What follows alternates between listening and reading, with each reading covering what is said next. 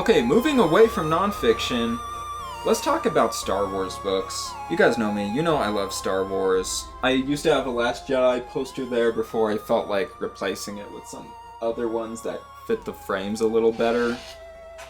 But hey, I have that Force Awakens thing, I have Funko Pops of Last Jedi characters, Force Awakens 2, Rey, Finn, Poe. What else do I have? I have a little Darth Vader there. Anyways, I don't need to show you merch for you to understand that I like Star Wars. So let's see, I'll just... what order should I go in? Okay, I'll talk about the Legends book first, and then I'll just go in chronological order on the books. Alright, so if you don't know how Star Wars books currently work, there are canon books, and there are Legends books. Legends books are books that were written before Disney acquired Lucasfilm in... was it 2012? So all the books written up until that point were made non-canon so that Disney would have the creative freedom to do what they want with Star Wars. A lot of fans who really like those old books were mad about that when they did that, and I understand why they would be mad about it, but at the same time, I do think it was the right decision, because, they would have been so limited in what stories they would be able to tell if they hadn't made that all non-canon. Anyway, so I've actually only read one Legends book, which is Darth Plagueis. And it's unfortunate that this book is Legends, because it was written right before that cutoff when Disney bought Lucasfilm. And it is a very interesting story. Obviously, you might not understand everything I'm saying if you don't know a bit about Star Wars, but Darth Plagueis was the Sith Master of Darth Sidious, aka the Emperor, aka Palpatine, and in Revenge of the Sith, Palpatine tells the story of how he killed his master. That's what this book is. Not a story the Jedi would tell you. Except in much greater detail. It's very interesting. It gives so much background to the prequel trilogy. It gives this whole, new context to it that sort of makes it better. The movies themselves don't really become better, but your understanding of the world that they take place in and what's going on in them does. And it is a really interesting tale of scheming and revenge, and you get to see Palpatine's whole origin story. I know with The Last Jedi, a lot of people were disappointed that Snoke didn't have an origin story. I was fine with it. At some point, it would be cool to learn his past, I guess, but in that movie, he worked more as a character that assisted in developing Kylo Ren into the leader of the First Order, which will be very exciting to see in Episode 9. Anyways, getting off topic. All those good things said about Darth Plagueis, I must say, at some points, actually at a lot of points, it was a really slow read for me. So this is by James Luceno. I felt like at many points in this book, he went really detailed into the lore, almost like a J.R.R. Tolkien type thing, except I didn't find the lore that he was going into to be quite as compelling as that. I don't know, it made me think at the time that maybe going into lore that deeply doesn't work as well in Star Wars as it did in Lord of the Rings, and maybe that's because George Lucas is the one who came up with Star Wars and this is someone else writing about it. I don't know, but I was actually convinced otherwise by another novel I read by James Luceno, but we'll talk about that a bit later in the video. So yeah, I did feel like this book can move really slow and be kind of boring and dragged down by a lot of lore at points, but the overall story and the plot twists in it were quite good, and how it builds towards the Phantom Menace and the whole prequel story, it makes the prequels feel more relevant. And yeah, overall, I liked it a lot. I'm kind of sad that it's not canon, but honestly, not too much in canon contradicts this at the moment, so you can kind of make it your headcanon if you want to. Why not? Alright, and then moving on over to canon, I'm very excited to talk about this book, and I really don't want to spoil it because it's so damn good. Light of the Jedi by Charles Soule. This is the first adult novel. Holy shit! I just caught that on camera. My computer just crashed. This is what it always does, guys. Just suddenly powers off. Randomly. Like, all I was doing was fucking watching a movie on it. On Amazon. Like, it's not that hard. But, God, I can't figure out what's going on. Anyways, Light of the Jedi is the best Star Wars book that I have read so far. It's the first adult novel in the High Republic publishing thing. If you don't know what that is, it takes place 200 years before the prequels, and it's about the Jedi and the Republic before they became misled and corrupt. It's sort of like during the Golden Era. The Sith are not around.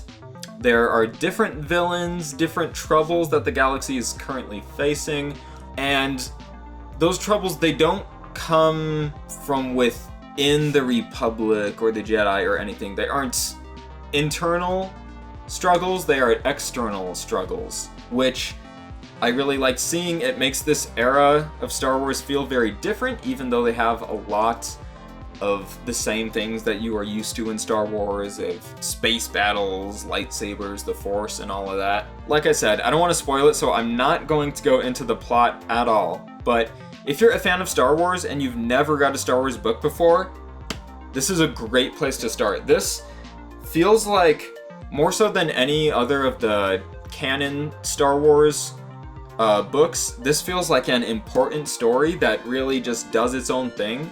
That's what I really like about it. I'm excited to jump into The Rising Storm, which is the sequel to this book. It came out recently. I haven't got around to it. It'll probably still be like a few months before I do, but I'm very excited for that. Yeah, pretty much every single character in this book is a new character. There's a few cameos from characters that you know of. I won't spoil what they are, but I mean, you can make your guesses based on the era this book takes place in. And yeah, it's there's so much imagination with what they do with the Force. I love the image of the Jedi in this. The only thing that I originally thought was kind of a downside with this book is it doesn't really dive too deeply into any one character and really like develop them over the course of the story. But at the same time, there's a few characters that it kind of does that. But the thing is, you get why they do that once you read this novel. This novel is about setting up the big picture of what the Star Wars galaxy was like in this era. And the point of it, jumping around to so many different characters to see how they're all struggling with the conflict in this story, is to show that these people are united. And that's something that, you know, we didn't see in the prequel era because, you know, the politics of the galaxy were fucked up by then. So yeah, it's really, really fucking good, really interesting, keeps you on the edge of your seat. Oh my god, the first third of this book, the opening act, is incredibly hard to put down. I mean, even after that, it's still exciting, but it's just amazing how they introduce everything. And goddamn, just, what a good book. What a good book, guys. If you like Star Wars and are willing to get into the like expanded canon with the books and stuff, highly recommended, most recommended thing outside of like the on-screen material, I think I would say, right here. So jumping forward about 200 years, we have Master and Apprentice, which is also one of my favorite Star Wars novels. As you can tell by the cover, this book is about Qui-Gon Jinn and Obi-Wan Kenobi. It's set before The Phantom Menace. I can't remember exactly how long before. Might have been 10 years? Is that too many? Anyways, I really liked seeing what the Jedi were like before the Clone Wars and before like the Sith started coming back in The Phantom Menace.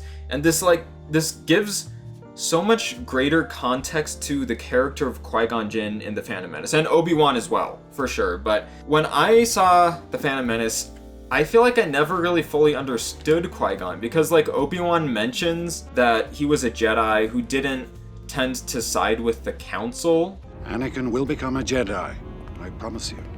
Do not defy the Council, Master, not again. I shall do what I must, Obi-Wan. If you would just follow the code, you would be on the Council. They will not go along with you this time. You still have much to learn, my young apprentice. Hey, I just realized that the camera stopped recording. I forgot to set a timer like I usually do because it can only record like 12 minutes at a time. So I don't know at what point it stopped, so I don't know what footage I had you guys watching while I was talking. But yeah. Anyways, in this book, you gain such a greater understanding of the relationship between Obi-Wan and his master. It's actually kind of rocky and not working out at first, but they end up becoming more agreeable with each other, like you see in The Phantom Menace. In this book, it fleshes out why Qui-Gon is a different Jedi who rebels against what the Council wants a lot of the time. And it shows how that's actually, for the most part, a very good thing, because the Jedi during the prequel era started to lose their way. And it delves into why Qui-Gon is interested in prophecy. And can you believe this? This book actually says what the prophecy of the Chosen One is. I can't believe George Lucas made a trilogy where one of the main plot elements was the fact that Anakin Skywalker is a Chosen One from some prophecy, and he never tells us what the actual prophecy is or where it came from. You refer to the prophecy of the one who will bring balance to the Force. You believe it's this boy? And we're just left wondering, it's just some prophecy of the Chosen One. This book actually explains that. This book is so fantastic. It has some new characters that are really interesting too, a new planet, lots of cool stuff that it goes into, so yeah. Highly recommend this. Also, there's a little bit of background on Count Dooku in it. Speaking of which, Dooku Jedi Lost, which I don't have as a physical book. It's an audio drama that's very good. It ties into a few of like the flashbacks in this book, and the Clone Wars. Well, I mean, it has Asajj Ventress in it. It's seen through her eyes, but it's about Dooku's backstory. It's incredibly good as well. They have it published as a physical book, but it's the script for the audio drama. So I think it's better to just listen to the audio drama. The only issue I had with the audio drama was that the voice actor that they have playing Count Dooku in it does not really sound like Christopher Lee or the Clone Wars voice actor. Honestly, they should have gotten the Clone Wars voice actor. But once you get past that, and once you can recognize which voice is Dooku, it doesn't really even matter because the story is really fucking good. Alright, so moving on to canon, I'm just going to talk about the books I've read in chronological order. Alright, so first there's Dark Disciple by Christy Golden. As you know, I'm a big fan of the Clone Wars, and very bummed out after having watched it after it was canceled, learning about the cancellation, and that it basically means that the true ending of the show never happened. We never got to see the last 2 to 3 seasons of the show or something. So this book is actually an adaptation of what was going to be an 8-episode arc in the Clone Wars, and it was going to bring closure to Asajj Ventress as a character. It also has Quinlan Vos as a main character in it. Overall, I enjoyed this book a lot. I would say I liked it more than Darth Plagueis. And I think that's just because I'm a huge fan of the Clone Wars.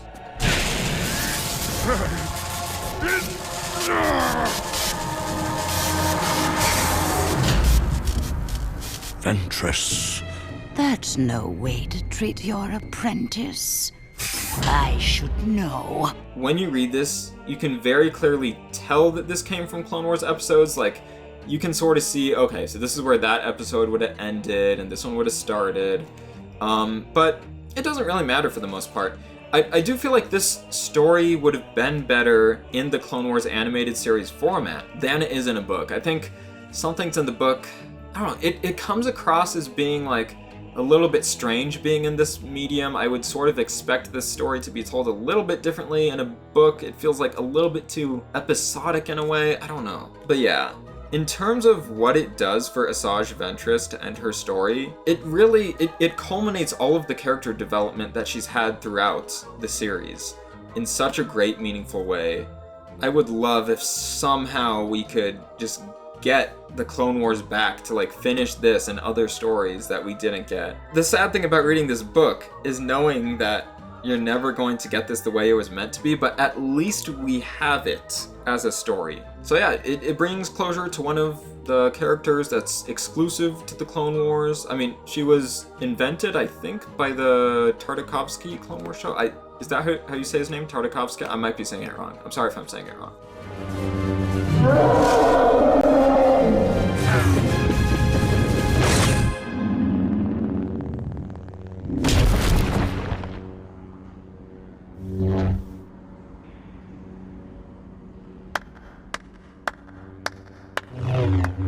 At times, I felt like there were a bit over-dramatic changes in character motivations in the book, but I feel like I would have accepted those twists more if it was a part of the Clone Wars in the animated series format. For some reason, it feels like it would have fit in that better, and for some reason in a book, I have a little bit of trouble taking some of those things quite as seriously as I'm supposed to. But like I said, overall, great story. About Ventress, Dooku, the Jedi. You really see how the Jedi are losing their way in this book, so it adds a lot to the whole Clone Wars story and Revenge of the Sith and all that. I'm probably spending like too much time talking about these. Anyways, okay, so next one is Catalyst. Catalyst, a Rogue One novel, is by James Luceno. I was just talking about him. He wrote Darth Plagueis. Guys, I'm sorry. I forgot to set a timer on my phone. My camera wasn't recording. I don't know when it stopped. Hopefully it wasn't for that long. It might have been for a long time. So yeah. Anyways, Catalyst, a Rogue One novel by James Luceno. It sucks because all of the... This is a Dark Disciple. I don't know if you ever saw it because of that. Alright, Catalyst. It begins in the Clone Wars. You learn... It's all about the creation of the Death Star and the characters of Orson Krennic, Galen Erso, and Lyra Erso, who are in Rogue One. I personally found Rogue One to be a movie that had weak characters, but kind of an interesting story. You're a hard man to find, Galen. But farming. Really? Man of your talents? So, thankfully, this book fleshes out the characters.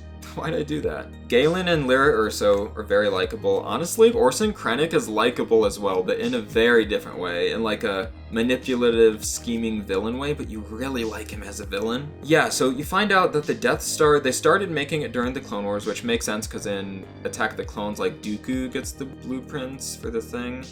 This book explains all the weird things about how the Geonosians were involved and like the thing with the Dooku, and how that fits into the Empire and Rogue One and like all that. It is all explained. There's a few references to the Clone Wars shown in this. God, I'm really rambling on this book. What I mean to say is that this is the best Star Wars book I have read yet. I fucking love this book, and let me tell you why. It is written like a thriller.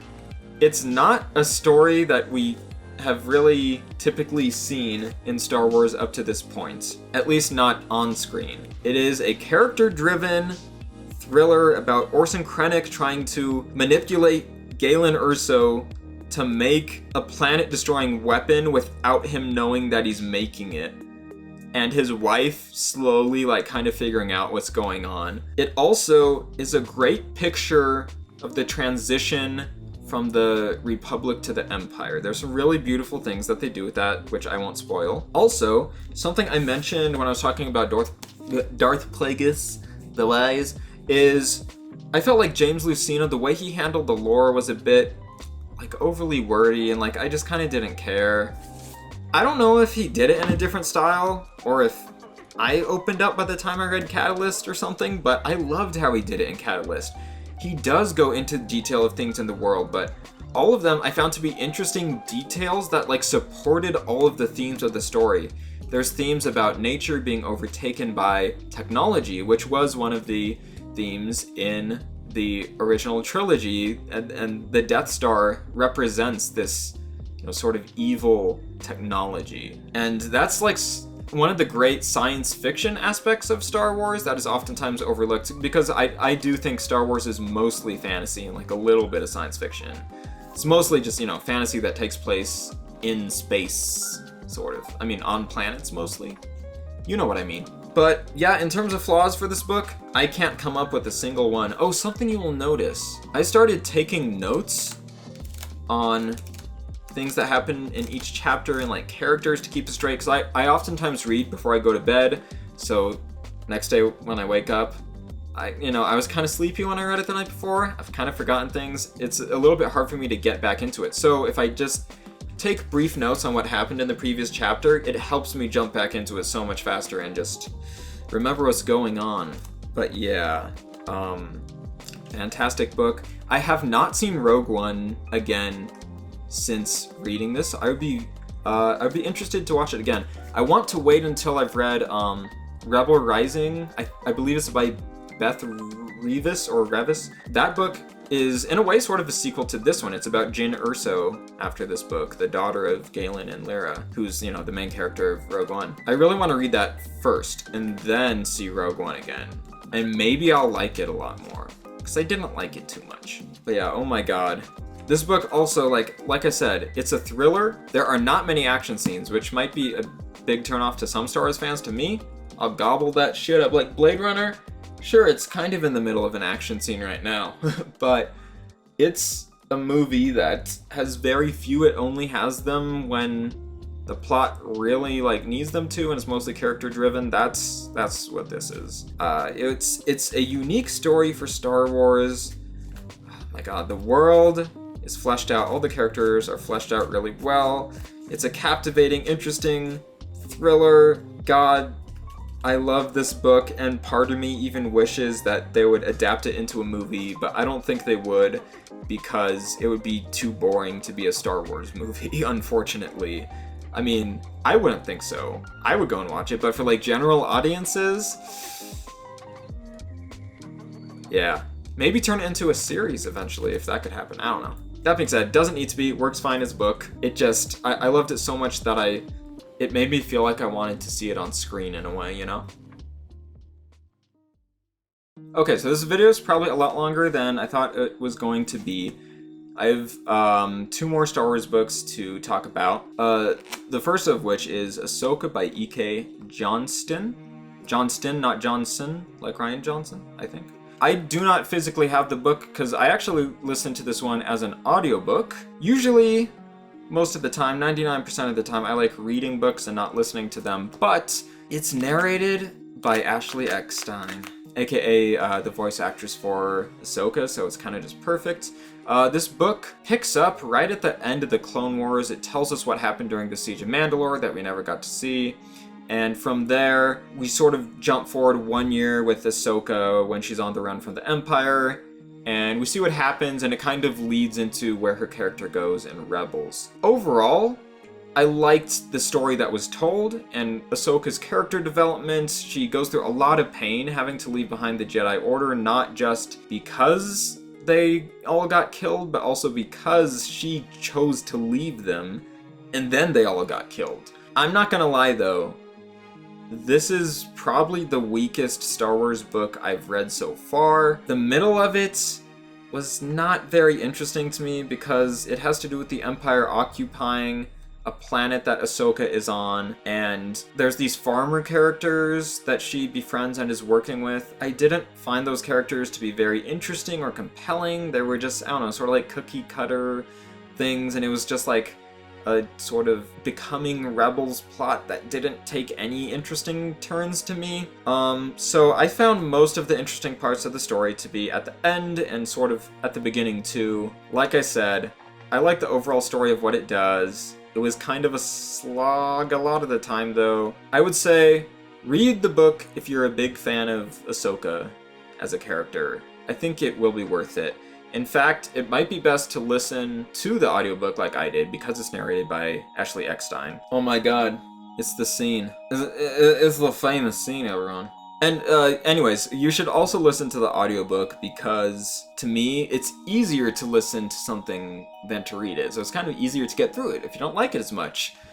Although I do prefer actually reading a story that I really enjoy to listening to it because I feel like I get more out of it. Sometimes listening, like, the speaker will say something too fast before my brain fully comprehends it. Reading, I can go at my own pace. Anyways, okay, last book I'm going to talk about for now, Lords of the Sith. This takes place in the early days of the Empire, and I'm only halfway through it. The video's done. Goodbye. No, I'm just kidding. So far, I really like it.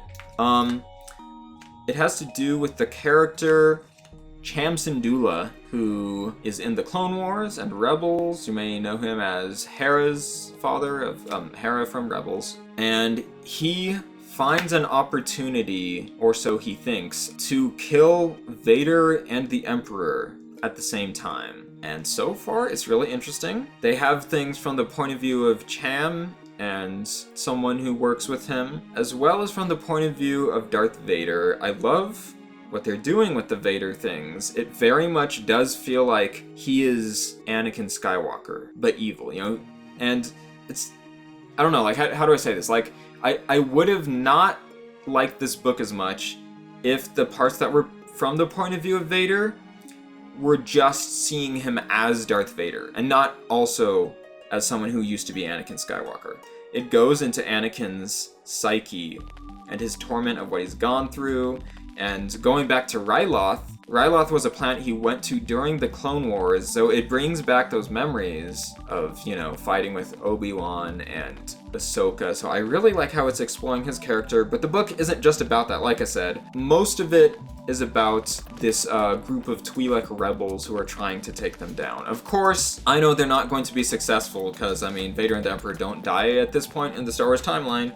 But so far, I'm really into it. I like how it goes into the relationship of Vader and the Emperor as well. You know, the Emperor is his master, and there's so much, like, passive aggressiveness coming from Palpatine. Because, like, Vader knows that Palpatine is his master. He's Palpatine's little bitch. But Vader's gonna kind of try to act like he's not. Everything has changed for him since the Clone Wars when he was Anakin, so it's a very... All I know is you held the door. Like, for Anakin, it's like, in terms of being another book that, like, bridges from the Clone Wars into the Empire. You'll be mine, and I'll be yours. All I know, since yesterday, is everything has changed.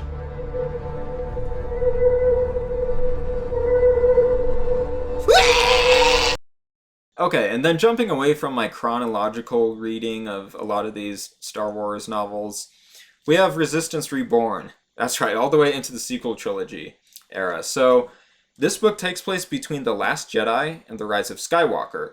It came out shortly before The Rise of Skywalker came out in theaters. Me being a big fan of The Last Jedi, I was excited to read this. I will also have you know that I was so impressed with The Last Jedi and so excited for where the sequel trilogy could go next that I decided to not watch any of the trailers for The Rise of Skywalker. I wanted to go in as blind as I could. I heard a few things online about, you know, Palpatine coming back, Rey, like, having some dark side thing in the trailer, but for the most part, I went in blind. I was heavily disappointed by that movie. It was like everything I didn't want it to be, exactly. It was like they tailor-made the movie to be for the opposite person that I am. So, how is this book that takes place in between the two? It's actually pretty good for the most part. This is a much better sequel to The Last Jedi than The Rise of Skywalker is. No, obviously it doesn't conclude the main elements of the sequel trilogy because it can't do that because that's what the third movie of the sequel trilogy was supposed to do. It has the characters from the sequel trilogy in it.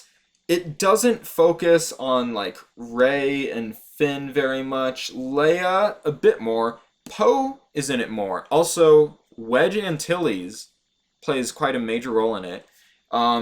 He's on the cover of the book. I was shocked after reading this book. So I read this book very quickly in the week before The Rise of Skywalker came out in theaters because, you know, I wanted to finish it first. So anyways, after having read this book, I was very shocked that Wedge was only in The Rise of Skywalker for one shot.